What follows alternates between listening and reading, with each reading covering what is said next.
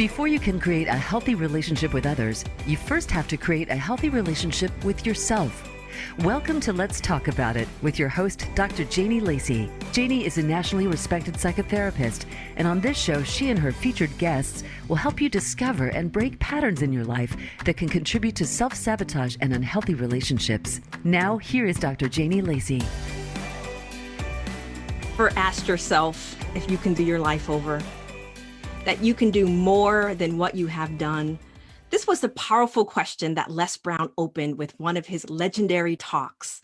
His point was that what we do in life is only the tip of the iceberg for what is possible for us.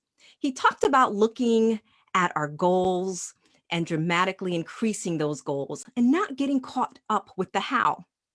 Then he moved on to say that most people fail in life, not because they aim too high, they aim too low and hit. And many don't even aim at all.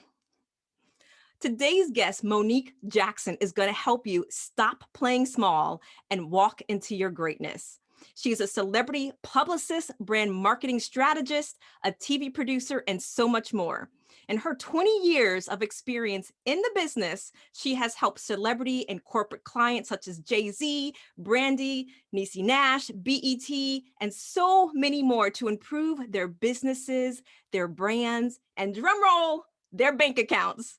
It is with my distinct pleasure to welcome to the show Monique Jackson, who is here laser focused today to help you step into your greatness. Welcome to the show, Monique.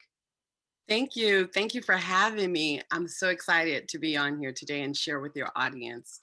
We are so happy that you are here.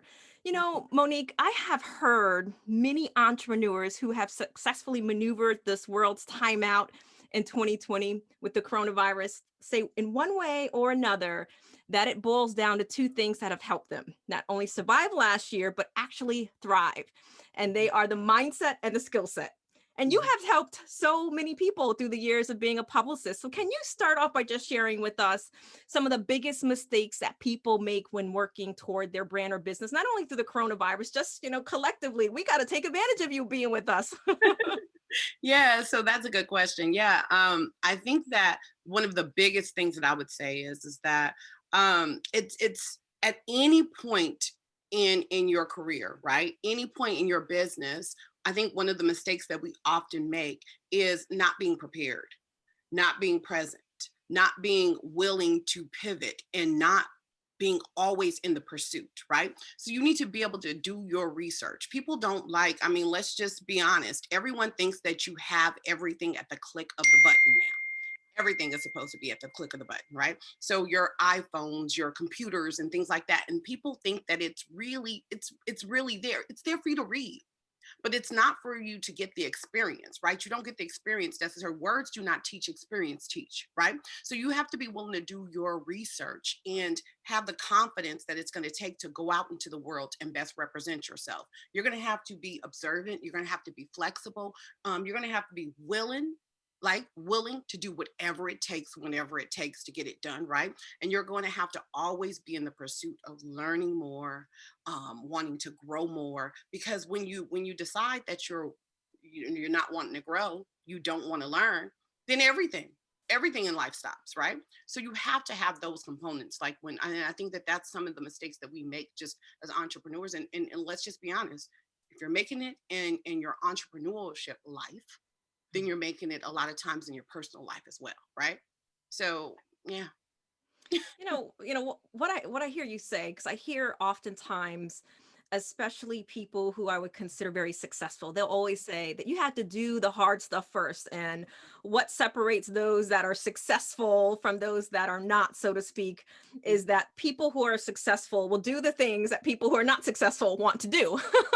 Yeah. This is true. This is so true. It's like we have to be committed to the win. And you will hear me say that a lot of times, right? You have to be committed to the win. There is nothing. I wish that there was something that we could just kind of sell and bottle up. Like, here's success. Here, take that. Here's success. Go ahead and sprinkle this and dash that on, like it's some type of recipe. But it's an ingredient that not necessarily you're born with. It's an ingredient or a trait that you actually develop, again, through experience, through having a lot of what you don't want to have, right? Then you decide what you want to have, and then you kind of mix that in with, how do I personally get there, and what does that look like for me, right? And that's the difference between someone really you'll hear me use the word win a lot, because that's really my theme for this year, especially after last year. My theme is win no matter what, right? And so yeah, so I wish that was something that we could just bottle up and just package up and just go and sell it. We would all be millionaires if we could sell success. But and as you're saying, win no matter what, I'm hearing the song in my head. Well, all I do is win. Right. Exactly. The song. So when you said research, right? So talk a little bit about what that means. So let's say that you're saying that that's a mistake that people will make. So for those that, we need to break it down to fifth grade language, so to speak. Right. What are they researching? What do they need to find out in order to help them really walk into their greatness, and whatever that may be for them? And especially with, I mean, you've worked with some big names over the years. Yeah. I think that, okay, so when it comes to research, it's first you have to have some type of idea of who you want to be and how you want to show up, right? And so that's a really big part. A lot of times people are, I hate to say this, but I'm going to back up for a second. A lot of times people are in this world right now, especially in this virtual world where everything is click of the button, drop of the dime. Everyone wants everything instant. There are a lot of people who are out here using the term "fake it until you make it," and they're forgetting the "until you make it" part, and they're really amplifying the "fake it" part, right? And so they are not. It's not the imposter syndrome. They're becoming really imposters, if you will, right? And so they're not willing to do the work that it's going to take. And so when I say research, you have to get you a blueprint. Speaking of Jay-Z, no pun intended, you have to get a blueprint on what it is that what success looks like for you as an entrepreneur. And so you have to research those who have come before you, and even those who are working alongside of you. You have to research your competitors. You have to be forever a student. You have to be willing, I will constantly say, willing to learn and grow as you go. If not, you'll lose that glow. You'll lose what's so vibrant and radiant about you. I think that confidence is what makes people come towards you. And the only way that you're going to be confident is knowing 100% that you know what you know what you know. You know what I mean? Absolutely. One of the things that comes to mind is because I've been spending a lot of time in the clubhouse. Clubhouse, right. And I've been listening to some of these pitch rooms. And in some of these pitch rooms, in particular one where people are pitching to try to either get investors or partners. And I heard one of the moderators one time say exactly what you're saying.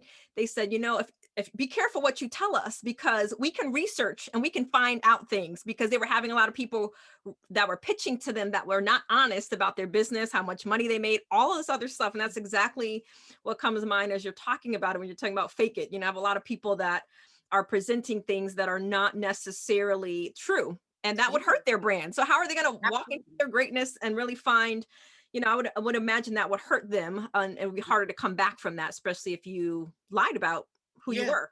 And you know what? And it's so sad. And it's because they don't believe in themselves. They don't have the confidence to know that all it takes is a little bit of applying. You know what I mean? And instead they deny themselves the opportunity to live in their greatness, because they put all of these stains and create all of this static and the wrong type of energy and vibration following behind them, and even sometimes going before them because of what they said to the last person. You have to be able to protect your reputation at all costs. I know that sometimes I end up in rooms. I ended up in this room with you because of something that someone else said about me before I even met you. You understand what I mean? So Absolutely. That is really important as an entrepreneur, but it's one of the principles that we should be just living through, like in life, just in general. We should be really utilized, like living with that principle of being confident enough to apply yourself, right? Even if you don't know 100%, apply yourself and put forth the effort instead of denying yourself the privilege, because there's privilege in actually learning and going through that struggle and adjusting and reassessing and all of those things. That's actually a privilege, because again, you're getting closer to understanding what it is that you really want and how you're going to show up. You know what I mean? And really, you learn a lot about yourself in this business, in any business. When you said it, I heard it. I'm sure someone said it, but I heard it. It's ringing in my ears right now that your brand is what people say about you when you're not in the room. Yeah, absolutely. It's what I always say. I teach this a lot, that the brand is really the emotional connection that people have with you, right? There are people, just the other day, someone was just asking me this question about, how do one brand themselves, and they were asking about, hex colors and logos and and I teach all of that, of course, right? But the most important thing is, how do you want people to feel when they experience you or your business? Right. And because you and I can be, we could end up wearing the same color today on the show. We could wear our hair. We wear our hair similar, like, so we both have on bright colors. We both have this kind of off to the side part, if I was in another room, I would have a stack of books behind me. What sets us apart is who we are, what our story is, what our journey is, and how we approach it, how we approach the serving of how we're going to show up, right? That's what the difference is. And that's really the brand. That's the part of the brand that people marry when they think about you. That's the part of the brand that gets them loyal and committed to being with you. That's the brand that makes them, that's the part of the brand that makes them really decide that they're all in and they're going to support. I don't care if you come out with a book, a shoe, a piece of chewing gum. It does not matter. It's because of you they want a piece of you. And that part makes you invaluable. That popular quote by Maya Angelou comes to mind. People will not remember so much what you said, but they'll remember how you made them feel. Absolutely. Absolutely. And I teach that constantly. How do you want people to feel? How do you want people to feel? We're humans. And so everything that we do is based off of a feeling. It is. Soon as I get on, Jamie, listen, soon as I got on here, I was agreeing. Right? I was agreeing or disagreeing, because that's what happens to us in our psyche, right? We were trained to agree or disagree right away, right? So in 7 seconds or less, I've already made up my mind on whether or not I like you. Now, depending on the experience that I have, right? And how you make me feel is going to really qualify whether I really, really like you. It's going to confirm it, or it's going to, if I said that, I don't know if I like her, right? Then the experience again that I have, right, is going to determine whether or not I really do or I don't. But right off the top, I said, oh, I love that shirt. And I love, look, you have a crisscross type of situation going on too, right? So if I reveal to you that I have like, oh my gosh, I love that she wore a bright color. And I love that she's a mom. I can see that in the background. So there's all of these things that and like automatically, just because I'm a human, are going to determine that makes it safe for me, right? To like, or to engage more, or to pursue more. You understand what I mean? Mm-hmm. And so those things are important, and that is your brand. Your brand is that you're a classy woman who's a mom, who's very knowledgeable, you know what I mean? Who has power. I see the microphone there. All of those things tell a little bit about who you are. But for me, to decide whether or not I'm going to engage, whether or not I'm going to invest, whether or not I'm going to want to do business with you, that's a personal decision. And it's based off of me feeling safe and me feeling good about making that decision for myself, right? That's that emotional branding that people don't really tap into typically. But I teach my students that. Yeah. And going back to speaking about Clubhouse, one of my favorite rooms is JT Fox. It's very direct and about his business. I'm not sure if you went into his pitching rooms, but I saw that I read a post by him, and he had said, and I caught my eye, he said, you will lose a lot of friends trying to be successful. And that's why a Ferrari has 2 seats and a bus has 56. It's funny, Like that. but there are so many truths to that. And I want, if you can share with us a little bit about the company that we keep as we learn to stop playing small and step into greatness. Like, why do we always hear that about our circle? And why is that important? I mean, you work with a lot of different brands, and, especially you hear today about, one of your brands that used to work with Jay-Z, it takes like 20 layers to get to him. Yeah. I mean, like when I worked with him at Def Jam, and it was not that hard. Trust me, I were on flights with him. I was booking hotels. I would go check him into the hotel. I was on tours with him. I was part of the makeup that really, I'm not gonna say made him, but I was part of the staff that supported him. Let's just put it that way, right? I would never take the credit for his talent. The original crew. But now, if I see him out somewhere, it's like, and keep it moving, because he's elevated. Sure. And that's what we're supposed to be doing in business, right? But to get back to your question, I think that even when I talk about like those people that I've had the privilege to work with, it's proximity. And so people need to understand that proximity is the nearness, right? In time and space and relationships. So that the company you keep is a vital component when it comes to not shaping who you're going to become, but actually who you are, right? It's you understanding, right? You have to understand that the people that you spend time with, the people that you associate yourself with, the people that that you determine that are, I hate to put it this way, that are worthy enough for you to actually stop doing something else and invest in them, right? It speaks volumes of how you look at yourself and what you really believe about yourself, right? Because everybody wants to be on the winning team. Right. And so when you talk about that Ferrari, like the Ferrari I see as a winner, right? And again, that's my thing. We're going to win no matter what this year. Right. And so everyone wants to be on the winning team, but everyone's not willing to do the practice and do what it takes in order to be a winner. Right. And so when you are surrounded by winners, right? When you're on a team, apologize for that. When you're on a team where you're surrounded by winners, here's the thing. You can look to your left, you can look to your right, and you can pull that inspiration. You can pull that type of influence. You can pull the resources, and you can even exchange the resources. And that's where like the real magic happens, because that's where the elevation starts to happen in your career. That's when, or in your life, right? And that's when you can take a deeper dive into again, what it is that you want, right? And you have to understand that in order to really like sit in the seat next to me in this Ferrari, then you're gonna have to be just like me. You're gonna have to want more.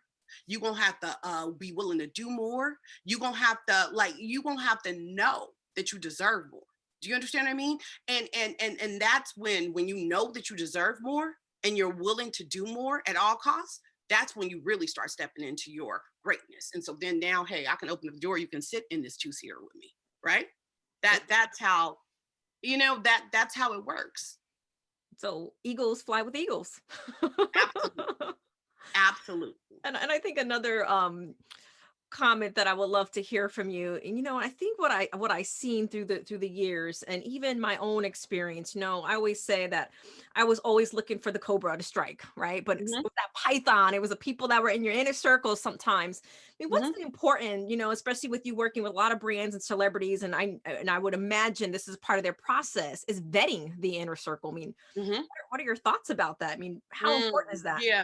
Yeah, I think that, you know what, even when it comes to, and I say this, like people think that it's the celebrity thing, right? And so you do go through a different series of vetting. Like, I'm not going to tell any secrets, but I will say, even working with Jay-Z, we had several squads of off-duty officers and things like that. I mean, literally, like the way we would lay it out, especially once he reached a certain I won't say the apex, because it's not like he's gotten there. I keep on seeing him continuing to push that thing up and up and up. But for certain artists, right, we had to get certain things in order. Let's just say it that way, right? And so when you talk about the vetting, it's not just for celebrities or a high profile person. That's something that you should just be doing naturally. Like, hey, listen, you clean your cupboards, don't you? Don't you go through your cupboards? Like, think about this for a second. You go in the kitchen, and every so often you go and you pull things from the back and push them to the front. And then you look at the expiration dates and see what's open and what's kind of stale and doesn't work for you anymore. Your taste palate's changed. You're on a new diet. You don't cook that no more. That was left because of something or the other from when your mom cooked Thanksgiving at your home. You go through your cupboards and clean that out and determine what's working for you and don't work for you anymore. So why the heck wouldn't you do it in your life, in real life, for your life, when your family is dependent on that, when your wellness, your sanity is dependent on that, when where God is going to take you is dependent on you actually cleaning house. You know, it's a good thing every now and again and again and again to do some spring cleaning. Not just with your home, but with your soul, with your mind, and with your surroundings, period. The people that you're in business with, you have to keep them accountable so they keep you accountable, right? So you only want the best around you. The best, A players, A players. Yeah. And that vetting, and not everyone deserves access. People have to earn access.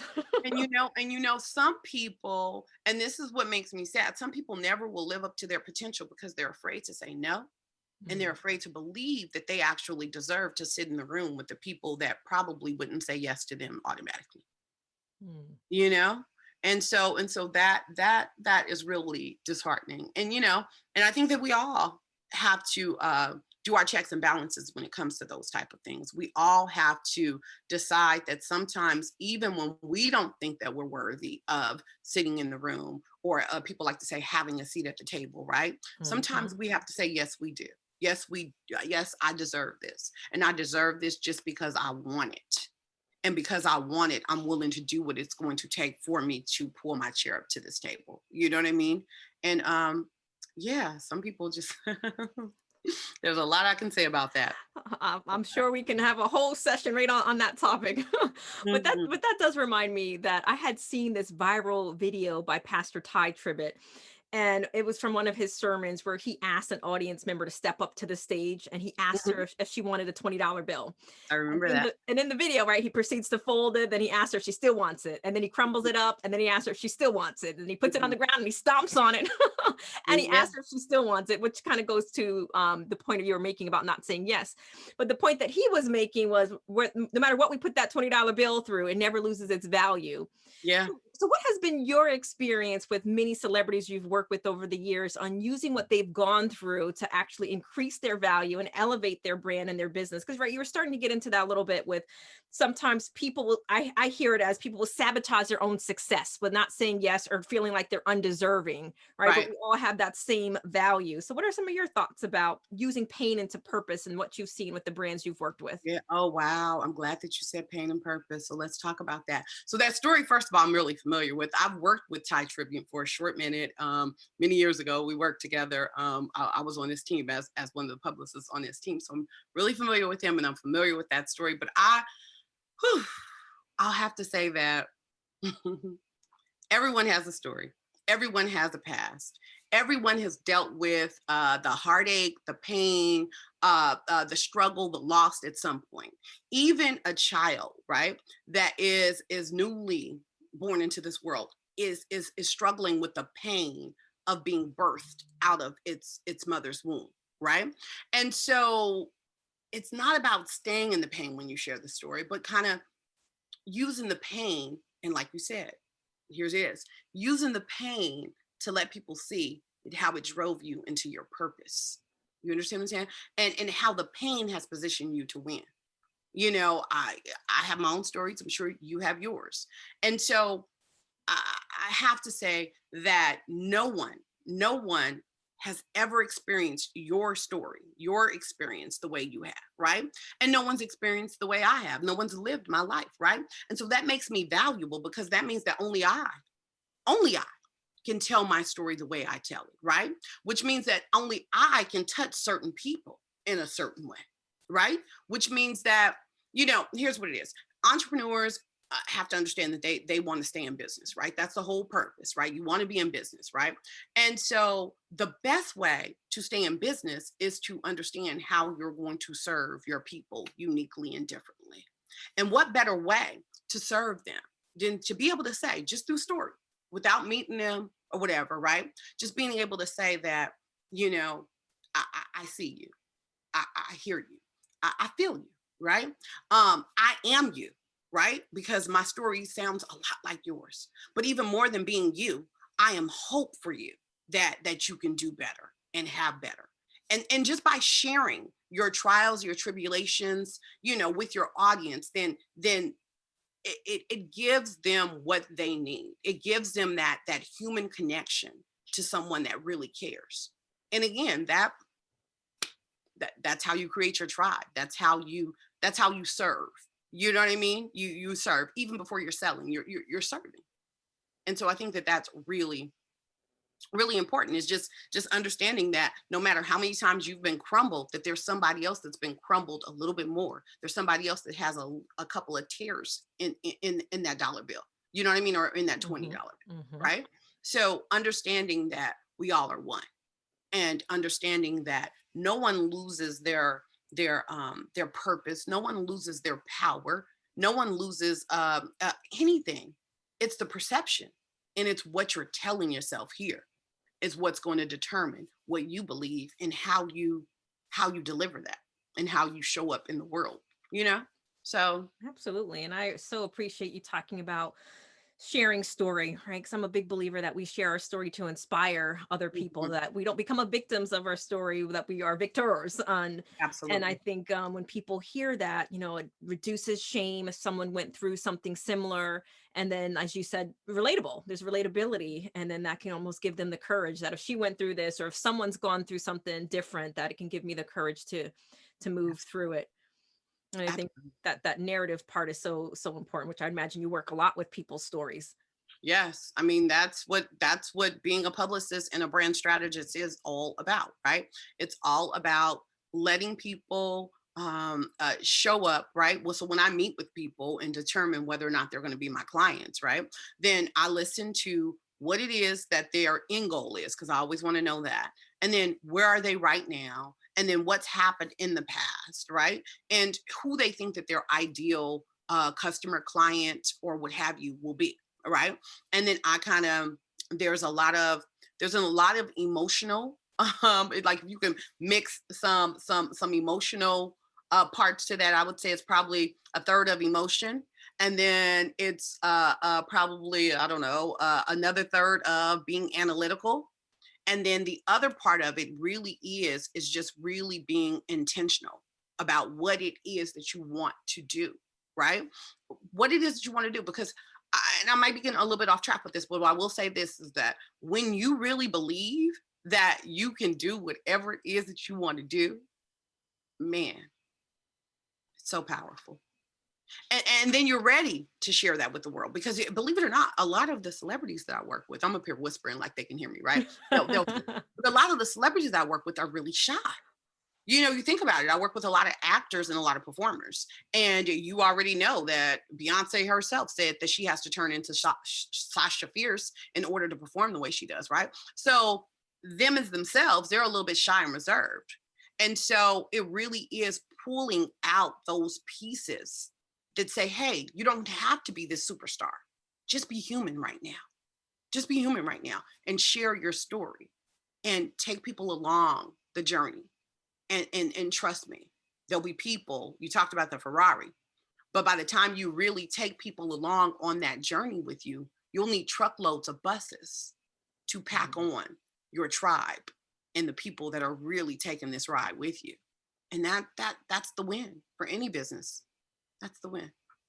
Yeah. And you've made it so relatable in a sense that, you know, what you're sharing is, whether it's a celebrity or whether it's just someone who's listening to us right now, that building confidence and helping people understand their value to go and pursue their win has a lot to do with self-belief, is kind of what I hear. Yes. Yes. That's the thing. That is the thing. Like, believe in yourself, bet on yourself, and win at any cost. Let's win. Because you know what? When you believe it, no one else can take that away from you, right? And it's not believing and then letting them talk you out of it. It's believing, believing, believing. Some people feel like it is, oh, I have to see it, then I'll believe it. But it's really the believing that makes you be able to see it. Do you understand that?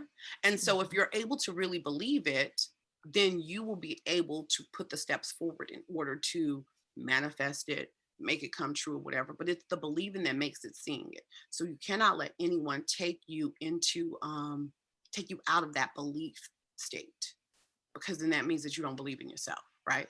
You believe and bet on yourself and you will win.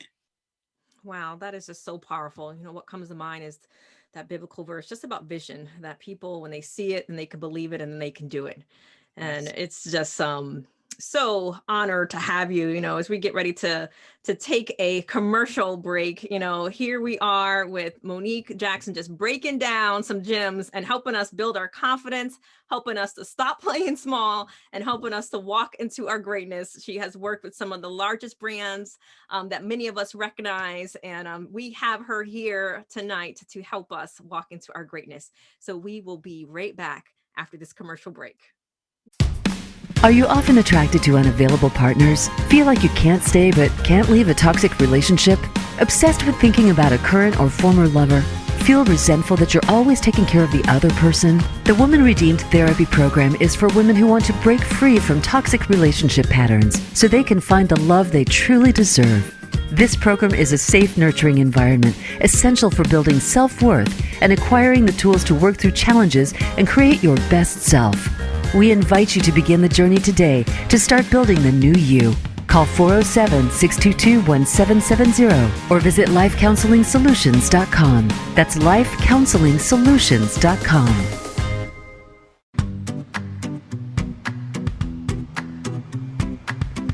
You are listening to Let's Talk About It with Dr. Janie Lacy. To reach the show today, please call into 1-888-346-9141. That's 1-888-346-9141. You may also send an email to Janie at lifecounseling.solutions.com. Now back to Let's Talk About It. Lacy, we are here with the one and only phenomenal Monique Jackson, just helping us no longer wanting to play small. We all want to walk into our greatness. We've all been through a lot this past year, and it's time for us to step up to the plate. So I'm going to pivot here a little bit. Monique, you have a course called, and I like the name, Getting the Press to Say Yes. I like the getting to say yes. So in your coaching, how do you help individuals understand what it means? You were talking a little bit about it before our break, what it means to say yes to themselves first as part of getting the world to see and to hear them. Could you elaborate on that for us? Yes. And I'm glad that you get it though too. So when I named the course Getting the Press to Say Yes, I purposely put capital Y, capital E, capital S behind it with an exclamation mark. And that's because at that point, I had decided that any entrepreneur that I met with, right, we were going to eliminate no's. And it became like a double standard, honestly, because I believe in giving no's, right? Because I have to set boundaries for myself, but I don't believe in accepting no's, right? I believe that that's just the wrong person. It's just the wrong time. Maybe my offer didn't have enough value for you. And maybe I need to talk to your boss. Like I have to figure out how to get to the yes, right, in my life. And so because of that, I'm glad that you get that. So let me just say that. But I teach entrepreneurs and experts, and even now executives, especially since everything that's been happening, right, how to gain visibility that they need in order to grow their business, to grow their brand, to grow their bank account, right? And part of that is the mindset and what keeps you motivated. So the first module we work on is mindset and motivation. And alongside of that, I created a 40-page workbook, right? And it's all for the students. I don't ask for one piece of homework back from that module. And the reason why is because I want you to be able to be transparent as possible with yourself. I want you to take a deep dive and look at what's been working for you, what's not been working for you. I want you to get honest. And I want you to challenge yourself with love, right? To stop lying. To stop lying to yourself, right? And so there's a series of exercises that we do in that module where I pull your behind to the carpet and make you see what God and who God intended on you to be, right? And so the great thing about that is once you've seen that part of you, right? You can't unsee it. There's no turning back. Like once you've seen how great you are, you have to move through this world accordingly. And so it becomes like, yes, I see how great I am. Yes, I know what power is inside of me. Yes, I know what I'm capable of. Yes, I know how to get around this and get over that quickly. Yes, I know what's working for me. Yes, I'm strong enough to eliminate what's not working for me. Yes. And so once you start moving through that with all of these yeses for yourself, and you know that God's backing you, you know what I mean? Then who can say no to you? Who can say no? And then you show up, right? Yes. The best version of yourself, the most radiant version of yourself. And then at that point, then you're starting to prepare to like send your message out to the world, you know, via media or whomever else. At any point in time, anyone can ask me anything about myself. And I'm like, here it is, you know? And so I want to gift that to the students, like first and foremost, get in touch with who you are here and do the work. That's the problem. People don't want to do the work, you know? That's the only way you're going to get to the yes. Because if not, you're saying no. You're denying yourself. I don't mean to keep on going on this, but you're denying yourself the privilege of really getting to know not just the potential, because you can dream and fantasize and all that stuff, but really getting to know what it is that you can actually get done. Not potential, but actually get done. Because there's a difference. Potential, you're steady dreaming. It's on your vision board. You're thinking about it. You're hoping. You're praying. And there's nothing wrong with all of that. But the real results come when you get into the damn work. Like, let's get to work. You know what I mean? Absolutely. And I'm yeah. chuckling a little bit because, as you said, vision board, you know, last year I was on Good Morning America, and 2 years before they made that call, it's aligning with everything that you're saying. 2 years, I had it on my vision board. And I remember one of my coaches asking me at that point, because they were the ones that had connected me and had asked me, did I think I was ready? And at that time, because you're talking about it, I said to myself, well, am I really ready? I had, to your point, I had it on my vision board, but those 2 years, and I'm a big believer that things happen for a reason. I wasn't called until last year, because even though it was on my vision board, as you said, I was fantasizing and dreaming about it, I wasn't ready 2 years ago. So when they did call, Monique, it was literally in the morning, and they asked me to record that evening. And I was in the middle of teaching an 8-hour class for the organization that I work for. And when I said yes, I was ready to go. Because along the way, to your point, the mindset was changing when I made that decision to say, hey, I want to be a guest expert on Good Morning America. Right. And, you know, I think a lot of people, not only just when it comes to press and sharing their message, just in general, is that we don't take the time to think about what we're thinking about and how sometimes our thoughts, right? There's research out of the University of Cambridge that says 69% of our thoughts are automatically negative. So if we don't stop and think about what we think about, I mean, think about those kind of thoughts as leading us through the day. So mindset is just so important. And I'm so, and I get why you would have it as module 1, because how can they move on and do all the other stuff? Because we're in such the, I'm sure there's another term for it, but, you know, I grew up in the microwave stage. So the microwave mentality is that I just want it now without really thinking through. You know, one of my coaches called it fruit pickers, right? People are wanting to pick their fruit, but they don't want to grow the tree. Right. No, this is true. And even to your point, when you said that we're so, I don't want to use the word negative, but we're so conditioned to think no first, right? And it is a conditioning. It is because, you know, you're told by these people who you look up to when you're smaller, right? That are your parents, right? And they're telling you based on all of what didn't work for them and their parents and their grandparents, right? So they're actually conditioning you to believe, right? That it's a no.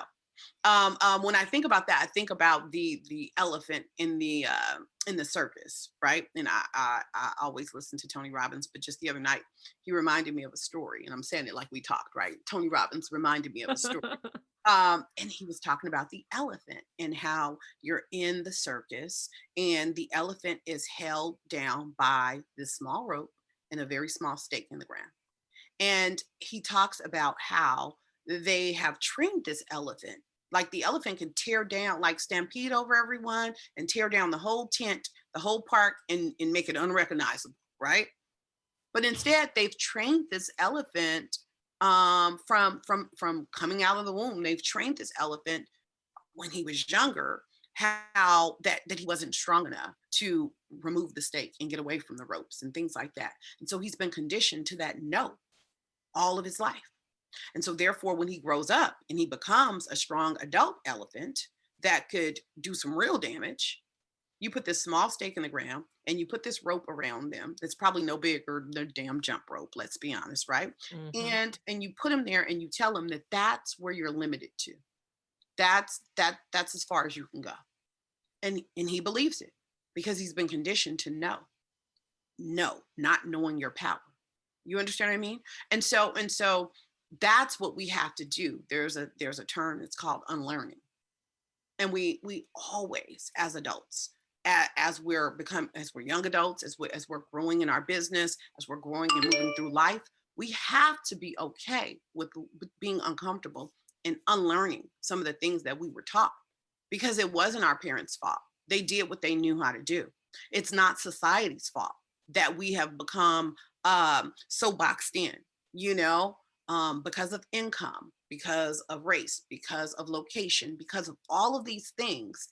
It tells us what we're able to do and what we're not supposed to be able to do. And we start believing it because we see proof. And the real proof is this. It isn't. There is no proof. Because if you really did line up all of the people that they said that could not do it, and that have actually accomplished that thing, whatever that thing is, right? There are people out there, you may see hundreds of people in your community that were not able to do it. But then there's tens of hundreds of people around the world that were able to do it. Mm-hmm. So it's, again, that access to that knowledge, being ready to research it, being ready to pivot, and being ready to win no matter what. That's the answer. Like, you have to believe it so that you can go out and go get it. Yeah. I know I went off on. No, you're good. I was gonna say, every time you say that, I keep hearing the song. I'm gonna go listen to it now. Yes, it's gonna be the theme song. You and I both. I might have to do a little something and tag you on it with that theme song. That's right. Get us pumped. That is what it is, right? Yeah.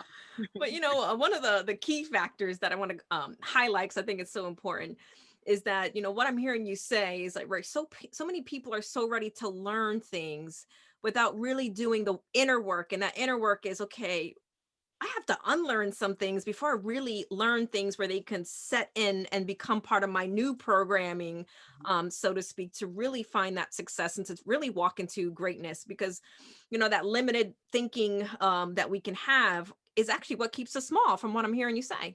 Yes. It is. It's absolutely what I'm saying. And what it is this. It's almost like someone saying to you, okay, you want the best result possible, right? And you want the best result possible. So you're doing a math equation, right? And you realize that each and every time you're doing the math equation, you are coming up with, I don't know, let's just say you're coming up with 2 + 3 = 5, right? And really, you're seeing it for what it is. 2 + 3 = 5. But the truth of the matter is that you're looking at it and you need glasses, or you're looking at it, there's something that you don't even know that you don't know. And what you don't know is that plus sign is actually not a plus sign. It's a multiplication sign. So it's the perspective that you have about what it is that you're experiencing right now or have experienced. Because you walk away from that paper thinking that I did it. I did it right, Mom. I did it right. And all it takes is one other experience. Maybe your mom coming to the table and shifting the paper around for you. Maybe it's her giving you your eyeglasses and reminding you that you need to put in your eyeglasses so that you can see it a little bit clearer.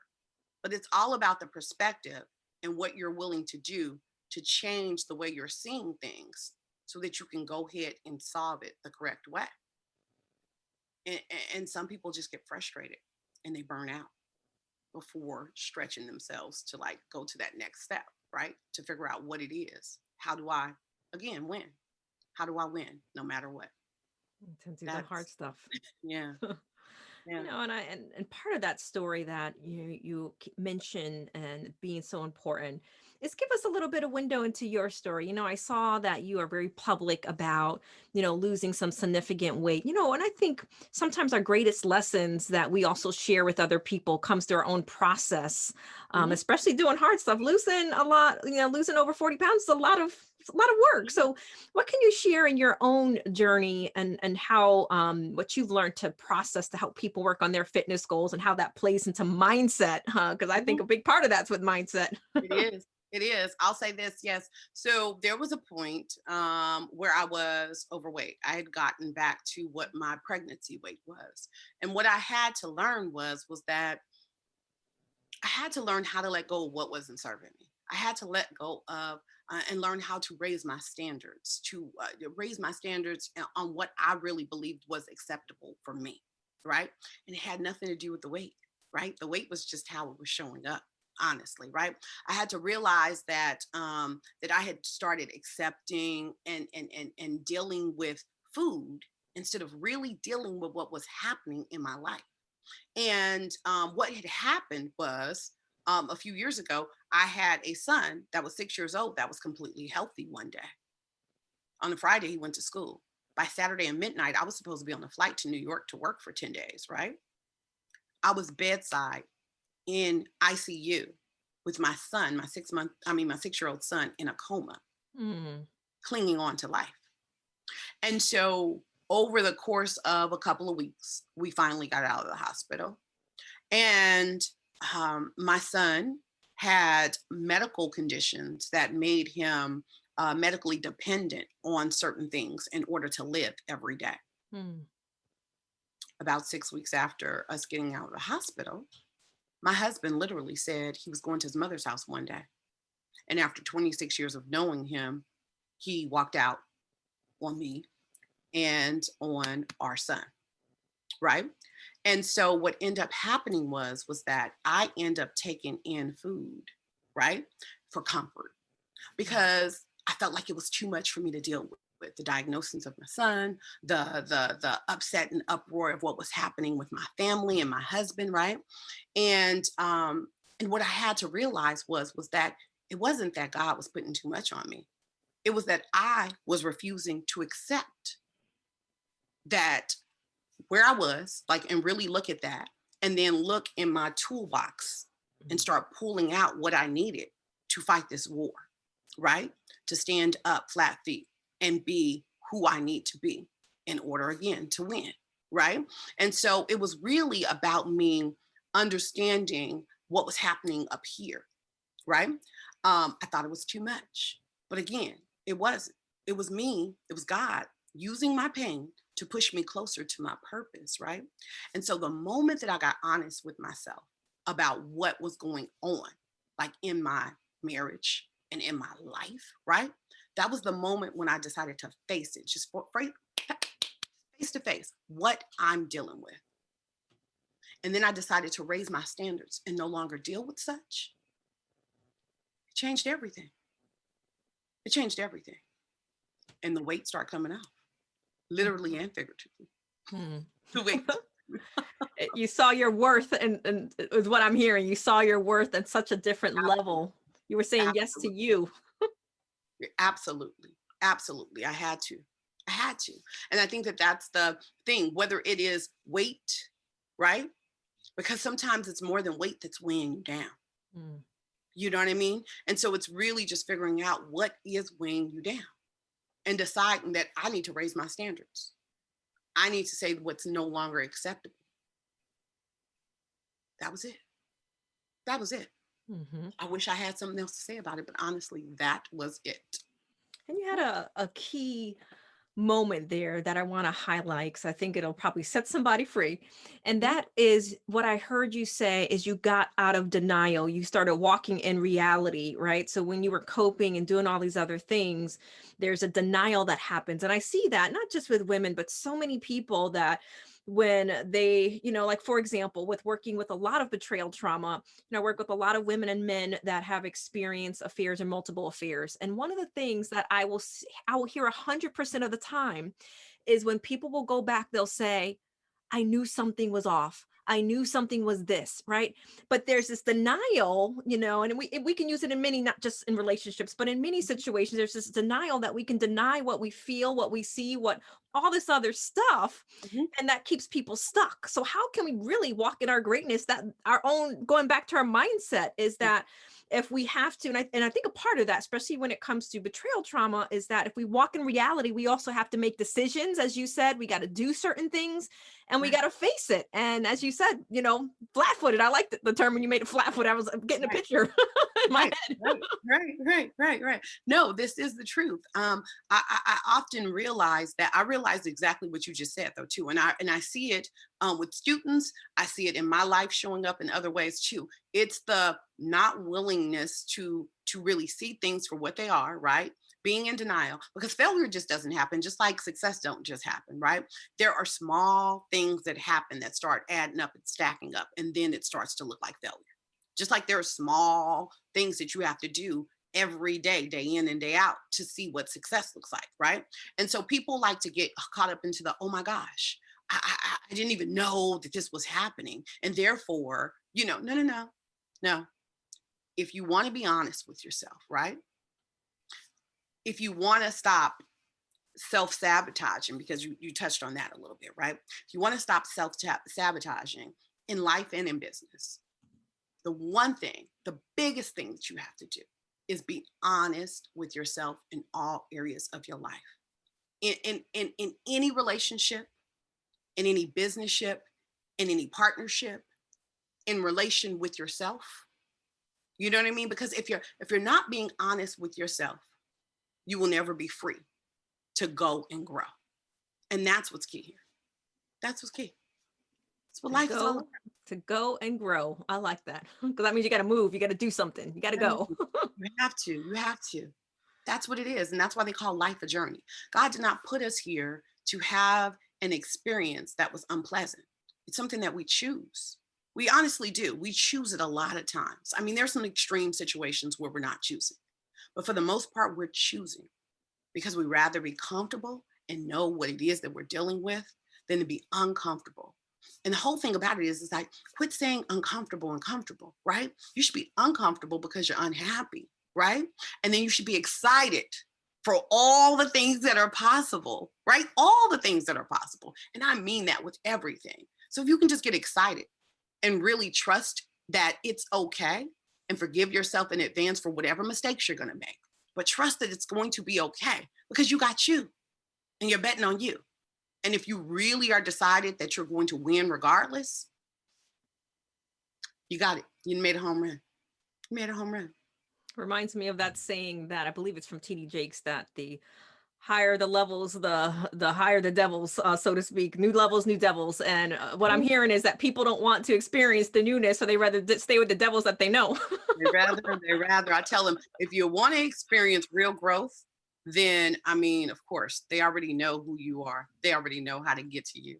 But I'm going to say it right now. If you're an entrepreneur or an expert or an executive and you really want to experience real growth, just do yourself a favor and I'm going to tell them to follow me on Instagram if you don't mind, right? Yeah, so please, so we're down to our last minute. So how can we stay in contact with you? Yes, definitely. I think the place that I end up the most right now for some reason is IG, because it's the instant thing, right? So go on Instagram and follow me at Monique Jackson and the number 1 behind it, because there's only one real one. So love it. The number 1, and it's all there for you. I would love to help you somehow. Yeah. Well, thank you so much, Monique, for shining the light on how we can stop playing small and walk into our greatness. Yes. So in the words of Oprah Winfrey, all of us need a vision for our lives. And even as we work to achieve that vision, we must surrender to the power that is greater than we know. It's one of the defining principles of my life that I love to share from Oprah Winfrey. God can dream a bigger dream for you than you can ever dream of yourself. So until next time, this is your host, Dr. Janie Lacy.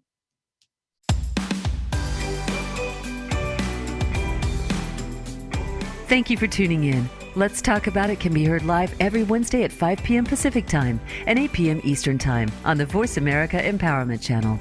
Please join your host, Dr. Janie Lacy, for another edition of the show next week.